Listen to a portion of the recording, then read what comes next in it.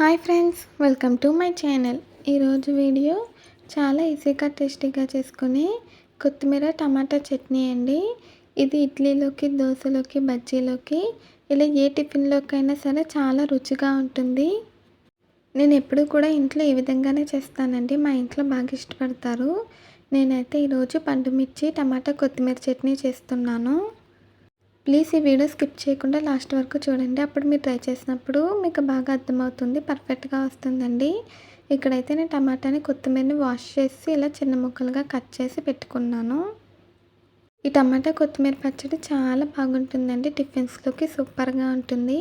ఎప్పుడు ఒకేలా కాకుండా ఈ విధంగా ట్రై చేయండి. తర్వాత ఇందులో కొద్దిగా వెల్లుల్లిపాయలు అలాగే పండు మిర్చి కూడా తీసి పెట్టుకున్నానండి.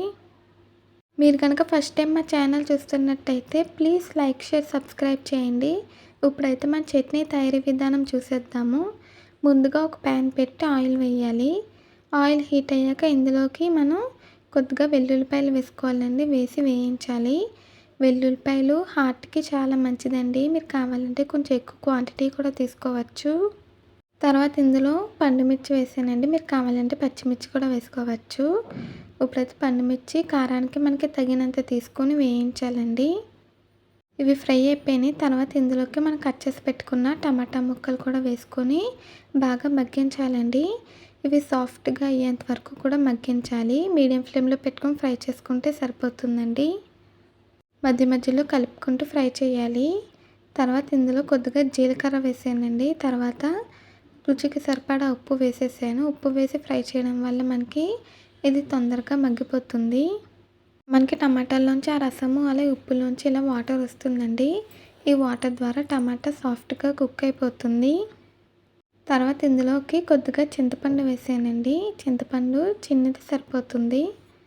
చింతపండు కూడా వేసాక ఒకసారి కలుపుకొని మగ్గించాలి.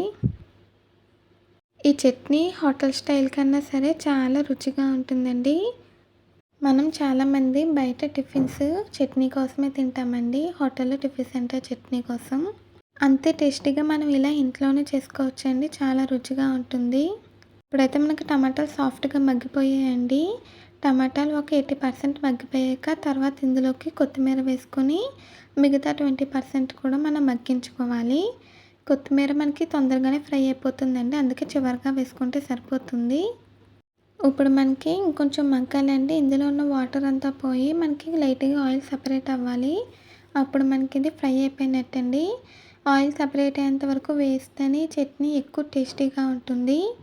ఇది ఫ్రిడ్జ్లో పెట్టుకుని ఒక 4 to 5 days వరకు కూడా మనం స్టోర్ చేసుకోవచ్చండి. చాలా బాగుంటుంది చట్నీ. ఇడ్లీ, దోశ, ఊతప్పం, బజ్జీ ఏ టిఫిన్లోకైనా సూపర్గా ఉంటుంది.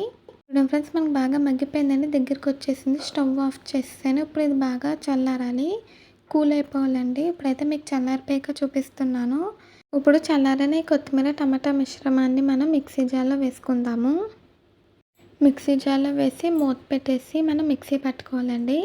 మెత్తగా సాఫ్ట్గా అయ్యేంత వరకు మిక్సీ పట్టాలి. మనం ముందుగానే రుచికి సరిపడా ఉప్పు వేస్తాం కాబట్టి ఉప్పు నేను వేయట్లేదండి. మీరు కావాలంటే చట్నీ అయిపోయాక ఒకసారి ఉప్పు చెక్ చేసుకుని సరిపోకపోతే వేసుకొని కలుపుకోవచ్చు. ప్లీజ్ ఈ వీడియో నచ్చితే లైక్ చేయండి. వంట రాని వాళ్ళు కూడా, మొదటిసారి చేసే వాళ్ళు కూడా ఈ టిప్స్ ఫాలో అవుతూ చేయండి. చట్నీ సూపర్గా చేస్తారు. నేను మిక్సీ పట్టేసానండి. మనకైతే ఇప్పుడు కొత్తిమీర టమాటా చట్నీ అయితే రెడీ అయిపోయింది. దీన్ని ఇప్పుడు మనం ఒక బౌల్లోకి తీసుకుందాము. నేను వాటర్ వేయకుండానే మిక్సీ పట్టానండి. ఇప్పుడు బౌల్లోకి తీసుకుందాము.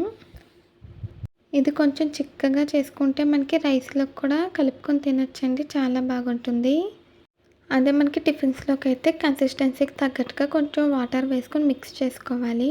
నేనైతే ఇంకా వాటర్ వేయలేదండి. రైస్లోకి అలాగే టిఫిన్స్లోకి కూడా బాగుంటుందని చట్నీ చిక్కగానే చేశానండి. చూడండి ఫ్రెండ్స్, ఇలా సాఫ్ట్గా గ్రైండ్ చేసుకోవాలి. ఇప్పుడైతే మనం దీనికి పోపు పెట్టుకుందామండి. పోపు మనకి చట్నీకి మరింత టేస్ట్ని పెంచుతుందండి. నేను ఇప్పుడు అదే ప్యాన్లో కొంచెం ఆయిల్ వేసి కరివేపాకు, ఎండుమిర్చి వేసి వేయించాను. ఇవి ఫ్రై చేసుకోవాలండి. ఫ్రై అయిపోయింది. మనకైతే పోపు రెడీ అయిపోయింది. ఇప్పుడు మనం చట్నీలో వేసేద్దామండి. అంతేనండి, చాలా ఈజీగా టేస్టీగా మనకి పండుమిర్చి కొత్తిమీర టమాటా చట్నీ రెడీ అయిపోయింది. దీన్ని మిక్స్ చేసుకొని టిఫిన్తో సర్వ్ చేసుకోవడమే.